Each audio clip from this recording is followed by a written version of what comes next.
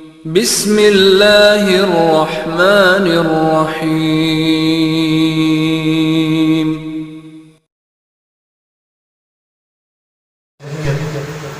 حضرت مولانا پیر سید محمد شاہ جلال صاحب آپ اللہ جاگنے کا ثبوت دیجیے۔ نعرہ تکبیر، اللہ اکبر۔ کیویں حضرت بیان جتنے بیٹھو ڈھیر ہو، نعرہ تکبیر، جاگتے ہو نعرہ تکبیر، عظمت محمد مصطفیٰ، عظمت صحابہ، تاجدار ختم نبوت۔ اعوذ باللہ من الشیطان الرجیم، بسم اللہ الرحمن الرحیم۔ لقد من اللہ علی المؤمنین اذ بعث فیہم رسولا وقال النبی صلی اللہ علیہ وسلم انا خاتم النبیین لا نبی بعدی، صدق اللہ العلی العظیم۔ سب حضرات عقیدت، محبت، ذوق و شوق اور بلند آواز سے درود شریف پڑھیں۔ اللہم صلی علی محمد وعلی آل محمد کما صلیت علی ابراہیم وعلی آل ابراہیم انک حمید مجید۔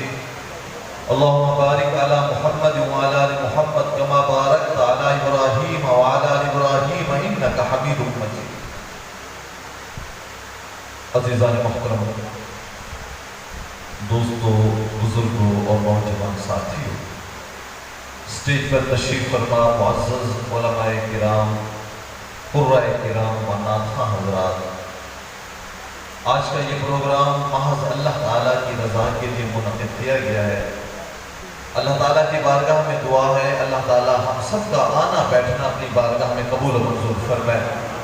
اللہ تعالیٰ اسی محفل کو، اسی پروگرام کو ہم سب کے گناہوں کی بخشش کا ذریعہ بنائے۔ میرے پیارے بھائی حافظ صدق اللہ معاویہ صاحب، ایسے ہی حافظ عبداللہ اسماعیل صاحب، بھائی محمد اشرف خان صاحب، ان کے حکم کی تعمیل کرتے ہوئے شہر شریف سے یہاں پہ حاضر ہوا ہوں۔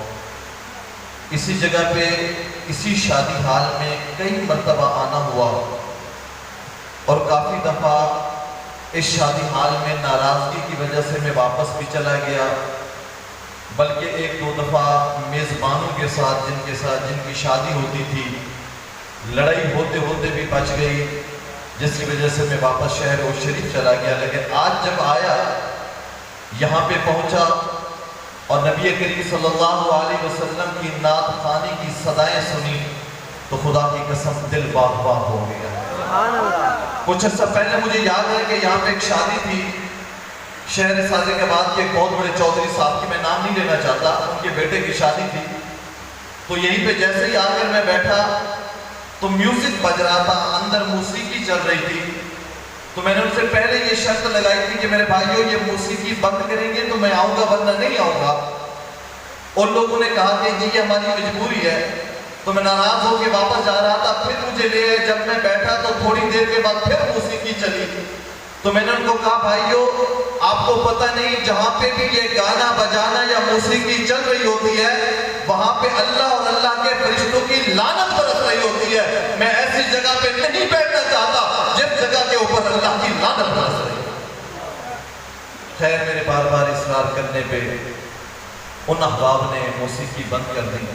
اس کے علاوہ بھی کافی دفعہ آنا ہوا اور خاص کر شہر سازگاباد کے اندر میرے پیارے بھائی چودھری محمد احمد صاحب، ایسے ہی حکیم سنز والے علی عمیر صاحب بھی تشریف فرمائے، اکثر آنا ہوتا ہے۔ تو میں دیکھ رہا ہوں کہ آپ احباب کافی دیر سے ماشاءاللہ ملک پاکستان اور ضلع رحیم یار خان ارد گرد سے آئے ہوئے بڑے بڑے نعت خواں حضرات سے نعت خوانی سن رہے ہیں، اور آپ کے چہروں پہ خوشی بتا رہی ہے کہ ماشاءاللہ آپ سارے خوش بیٹھے ہیں نا؟ پریشان تو نہیں بیٹھے؟ کوئی بیٹھے تو بتا دیں۔ پریشانی کا دور تو چل رہا ہے، ہر بندہ پریشان ہے، ہر بندہ پریشان ہے۔ کوئی رزق کی وجہ سے پریشان ہے، کوئی مال کی وجہ سے پریشان ہے، کوئی اولاد کی وجہ سے پریشان ہے، کوئی رشتہ داروں کی وجہ سے پریشان ہے، کوئی ہمسائے کی وجہ سے پریشان ہے۔ پہلے دور میں صحابہ پریشان ہوتے تھے تو خدا کی قسم ان کی پریشانی تب دور ہو جاتی تھی جب وہ آقا دو جہان صلی اللہ علیہ وسلم کا دیدار کر لیتے۔ اور اس دور میں اگر محبت سے آپ صلی اللہ علیہ وسلم کی ذات اقدس پہ درود پاک پڑھا جائے یا نعت خوانی سنی جائے تو تو خدا کی قسم ساری پریشانیاں دور ہو جاتی ہیں۔ یہ عشق ہے، یہ محبت ہے، اور خدا کی قسم عشق عشق عشق کے دعوے کرتے ہیں۔ ہم عاشق کے رسول ہیں، ہم محب کے رسول ہیں۔ تیرا میرا عشق کہاں؟ عشق تو صحابہ نے کر کے دکھلایا۔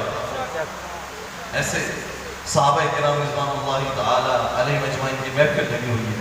ایک صحابی کھڑا ہوتا ہے، سارے صحابہ سے پوچھتا ہے تمہارے دل کی مراد کیا ہے، تمہارے دل کی تمنا کیا ہے، تمہاری خواہشات کیا ہے؟ ہر ایک نے اپنی مراد بتائی۔ کسی نے کہا میری فلاں مراد ہے، کسی نے کہا میری فلاں تمنا ہے، کسی نے کہا میری فلاں خواہش ہے۔ چلتے چلتے آخر میں باری آئی سچے عاشق رسول سیدنا ابو بکر صدیق کی۔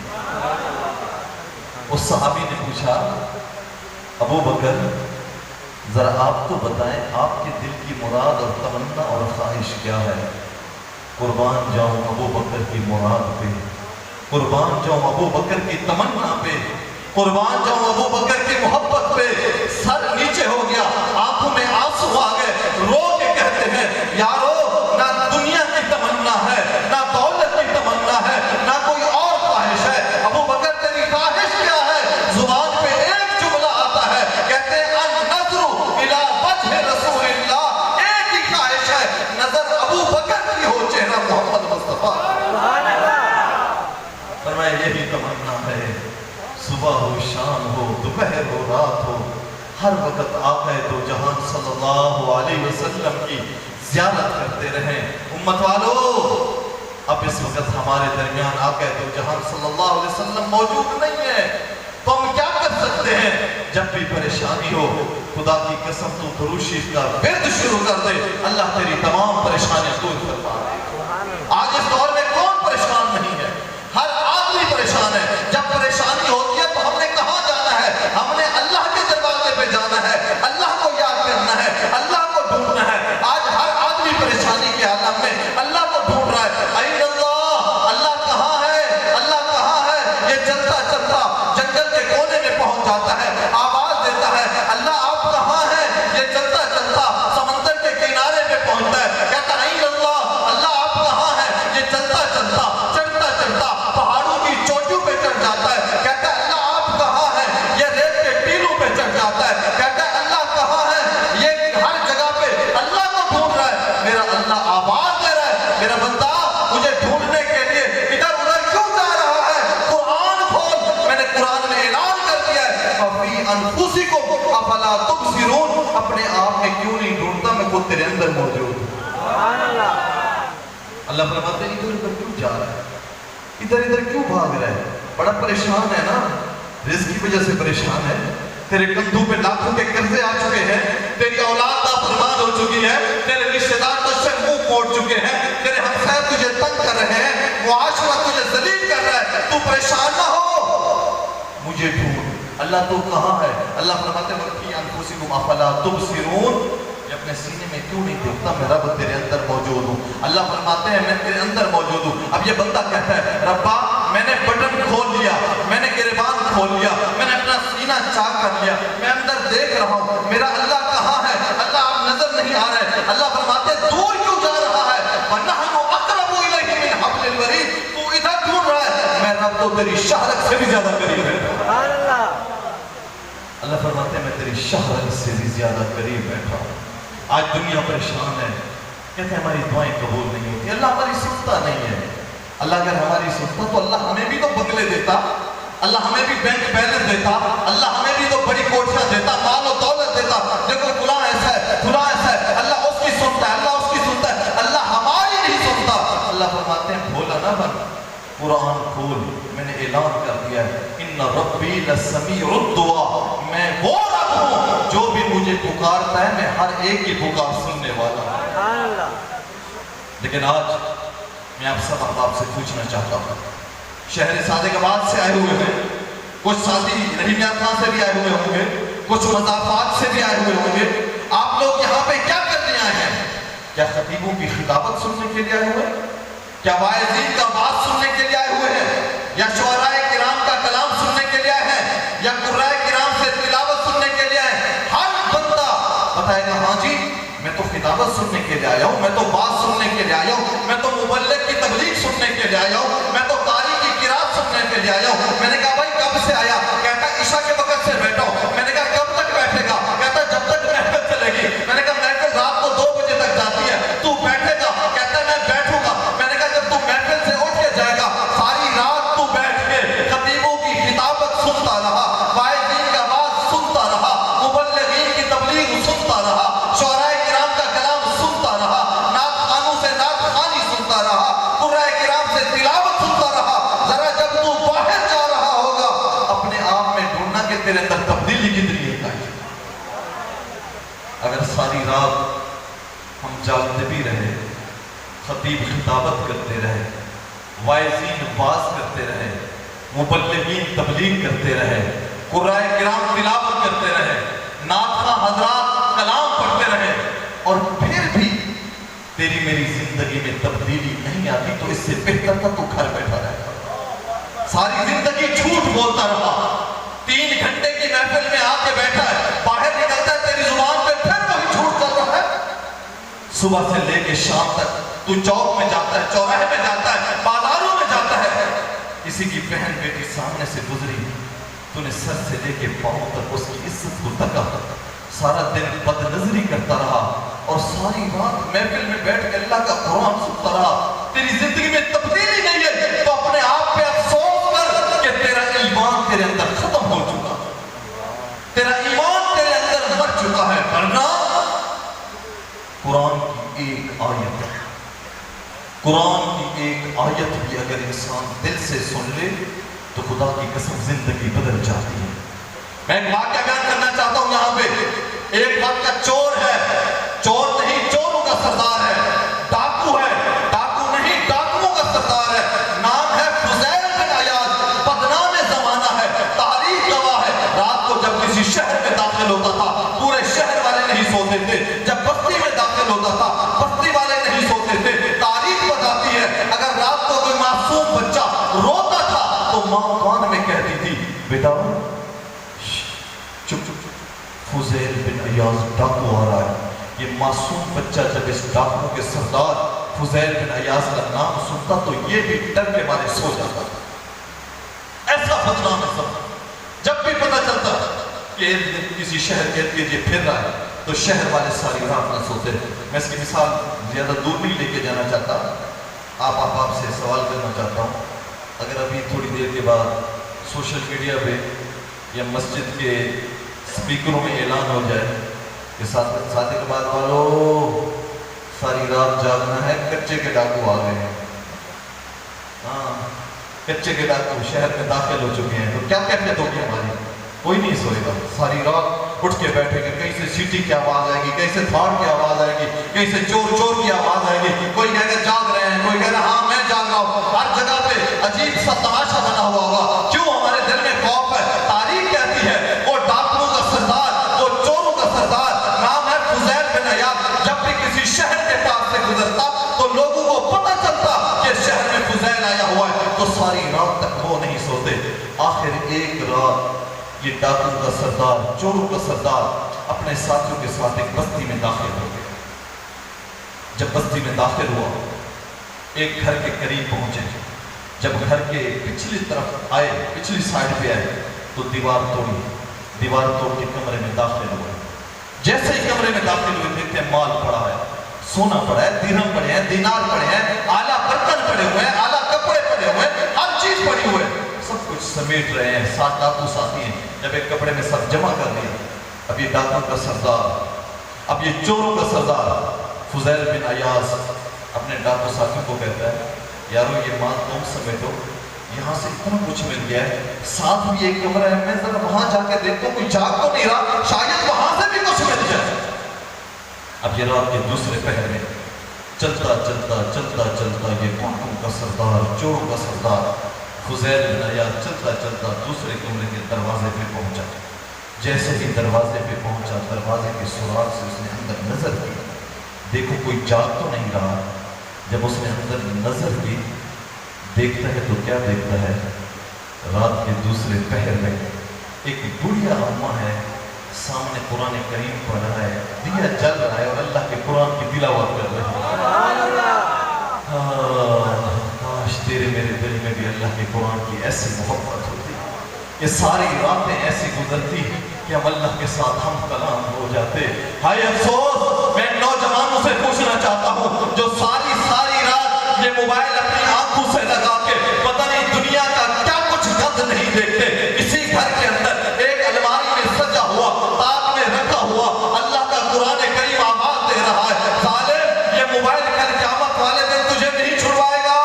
6 ماہ ہو گئے ہیں، سال ہو گیا ہے، مجھے کسی نے اٹھایا نہیں، کیا میں لاوارث ہوں؟ ظالم مجھے اٹھا دے، میں اللہ کا کلام ہوں، جبرائیل لے کے آئے تھے پیارے محمد رسول اللہ پہ میں نازل ہوں۔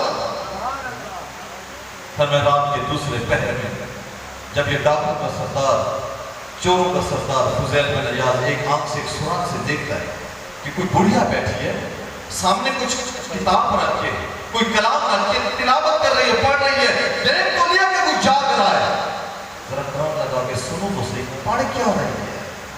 جب رات کے دوسرے پہر میں یہ پتھر دل انسان، یہ بدنام زمانہ جس کی خوف و دہشت ہر طرف پھیلی ہوتی، جب اس نے کان ایسے دروازے کے ساتھ لگایا، اندر سے قرآن کی آیت کی آواز ہے، أَلَمْ يَأْنِ لِلَّذِينَ آمَنُوا أَن تَخْشَعَ قُلُوبُهُمْ لِذِكْرِ اللَّهِ۔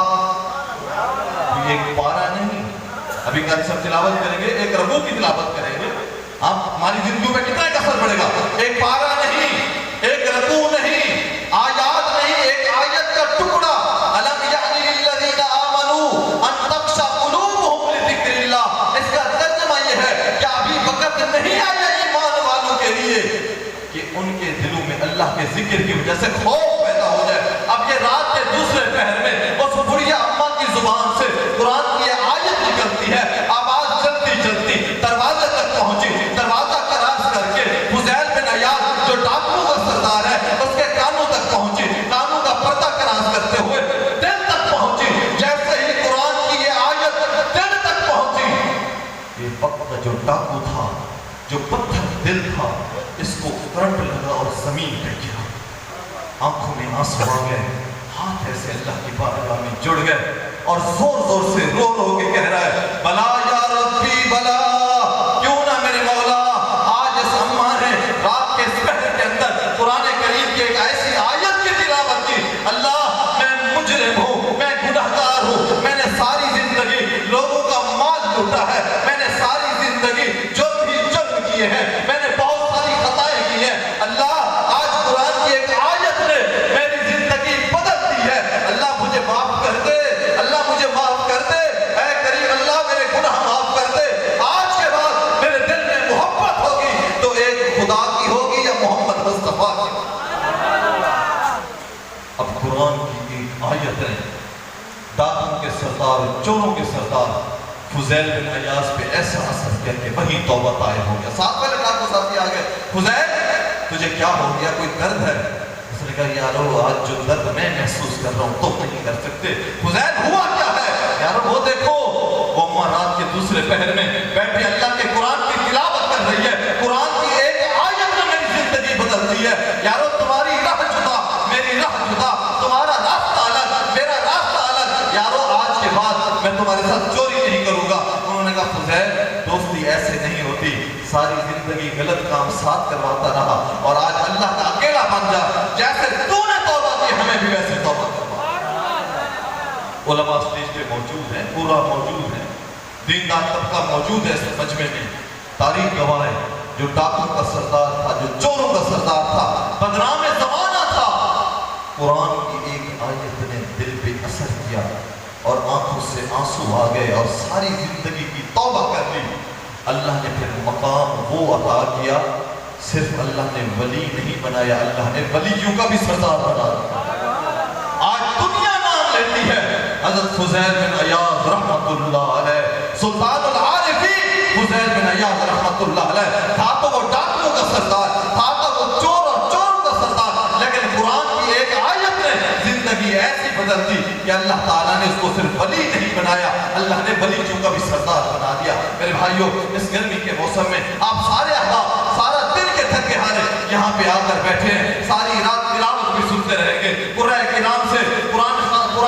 سنتے رہیں گے اور شہدائے کرام سے کلام بھی سنتے رہیں گے، خطیبوں کی خطابت بھی سنتے رہیں گے، لیکن تحیہ لے کے جائے کہ زندگی میں جو پہلے گناہ کرتے تھے آج اللہ سے وعدہ کر رہے ہیں آج کے بعد کوئی گناہ نہیں کریں گے۔ سارا وعدہ کریں، اللہ سے ہاتھ بلند کر کے اللہ سے وعدہ کریں گے انشاءاللہ آج کے بعد جھوٹ نہیں بولیں گے، آج کے بعد غیبت نہیں کریں گے، آج کے بعد ناکوں سے بد نظری بھی نہیں کریں گے انشاءاللہ تعالی۔ ہم سب کا آنا یہاں بیٹھنا اللہ قبول فرما لے گا۔ اللہ تعالیٰ کی بارگاہ میں دعا ہے اللہ تعالیٰ ہم سب کا آنا بیٹھنا اپنی بارگاہ میں قبول و منظور فرمائے، اللہ تعالیٰ ہم سب کو نیک اعمال کرنے کی توفیق عطا فرمائے۔ وآخر دعوانا ان الحمد للہ رب العالمین۔